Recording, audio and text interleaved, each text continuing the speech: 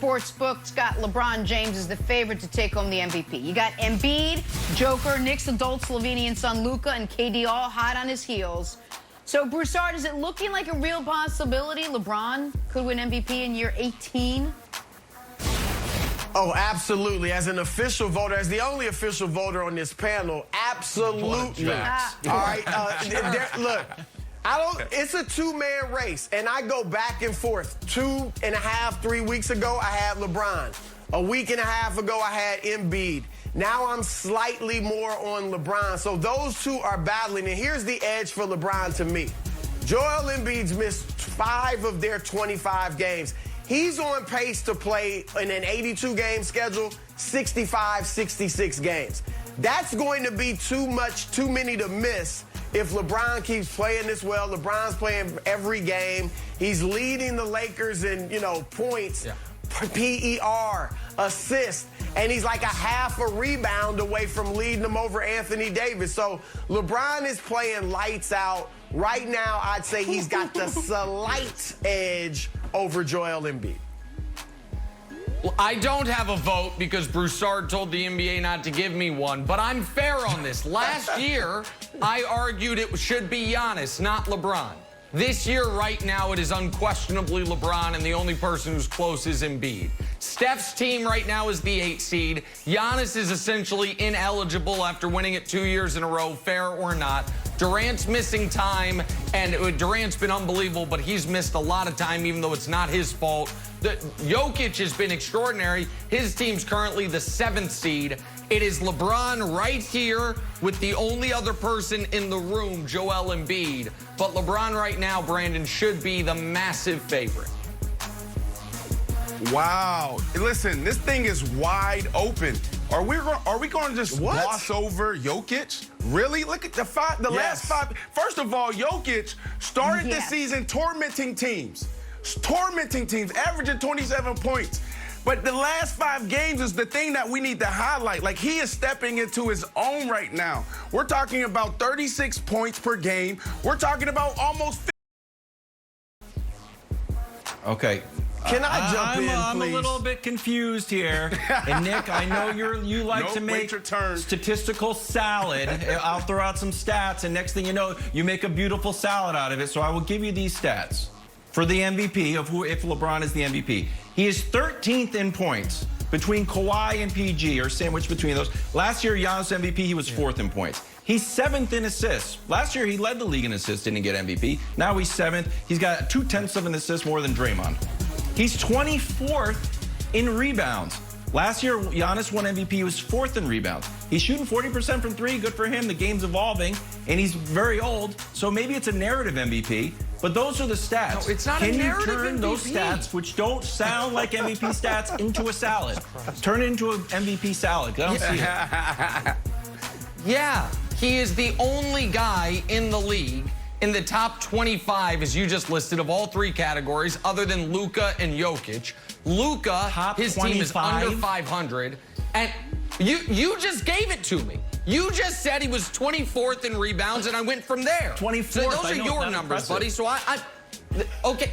All right, so then get rid of rebounds. He's not there for rebounds. Okay. Just do points and assists. It's just Luka and Jokic ahead of him. Brandon is arguing for Jokic. I would argue, yeah, he's played great the last 5 games. They've also lost 3 in a row. But he's clearly the best player. They're clearly the best team. And his second best player is having a down year. That's not a narrative MVP, you doofus. That's the obvious MVP. Making me angry trying to use these numbers. The numbers, it's not. You know who's supposed to get the award for the most points per game? There is an award. It's called the scoring title. It's not called the MVP. My God. And I'm going to say something I rarely say on this show. Nick is right, all right? LeBron is MVP right now. Brandon, come on. Nick said they've lost 3 straight games in Denver. They're 1 game over 500. You're not winning MVP 1 game over 500. I'm sorry. It's just not happening. Jokic isn't even in the conversation. Left. We're talking about MVP.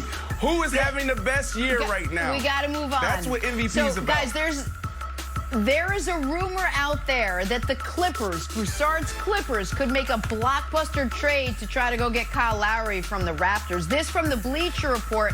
Quote, the Clippers might have a cleaner path to landing Lowry. I think Toronto would want to send him west, but Masai is going to do a deal that brings back the best package. The Clippers might be able to provide both. Broussard, would trading for Lowry push your Clippers past the Lakers as favorites out west? Well, there are issues here. They don't really have a first-round pick to give up that Toronto would probably want. They got to match the $30 million that Lowry makes in a trade. So you're talking about, I give up Lou Williams, who's having a down year, and Patrick Beverly, fine. But they probably have to throw in Ivica Zubac. They're a small team as it is, so you lose some size.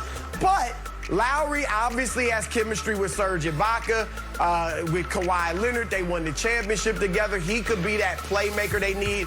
And when playoff P struggles in the playoffs, as he's been wont to do, then you could have Lowry step up. So I don't know. I wouldn't go ahead of the Lakers yet, but it could make them better and bring them closer to the Lakers and make that series even greater than it's already going to be. Nick. Hey, buddy, you should be nervous right now. There was a few questions concerning this team. Will they play? You know, this whole thing about load management. Well, they're playing every night. And then this whole thing, are they capable? Do they have the leadership? Well, coach is stepping in. Lou is doing a phenomenal job. Now you add this kid to this team, it's over. They were already the better team when you compare them to the Lakers. The bubble just did something to them. They were one of those teams that just didn't do well, didn't perform in the bubble. Now they are locked in, they're loaded, and you can potentially say this is the best team in the NBA. Now you say numbers don't matter and all of that, but when it comes down to pure basketball, I don't see how you guys have a chance when your number 2 guy, AD, is having his worst year. You should be nervous. Okay, so listen, you haven't heard a lot of Clipper slander from me this year. You know why? Because this year they're really good. Unlike last year when they were just said to be good and never showed it at any point. If they added Kyle Lowry, they might be the best team in basketball. You know what would definitely make them the best team in basketball? If they added LeBron James, and they have the same chance of adding either guy. The hell is this Bleacher Report guy talking about? The best package? Hey, I can send you Patrick Beverly, Marcus Morris, Terrence Mann, and second-round picks.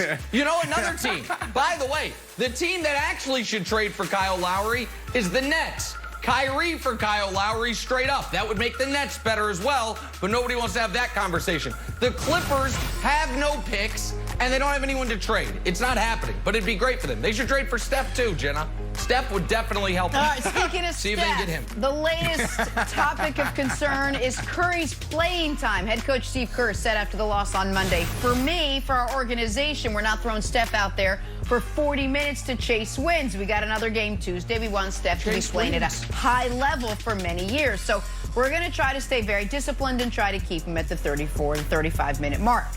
Then, after their win last night, Kerr, having heard all the comments that everyone said this: I had heard so much from our fan base the last couple of days, Kevin Wildes included. I figured I should put Curry back in the game to keep them happy.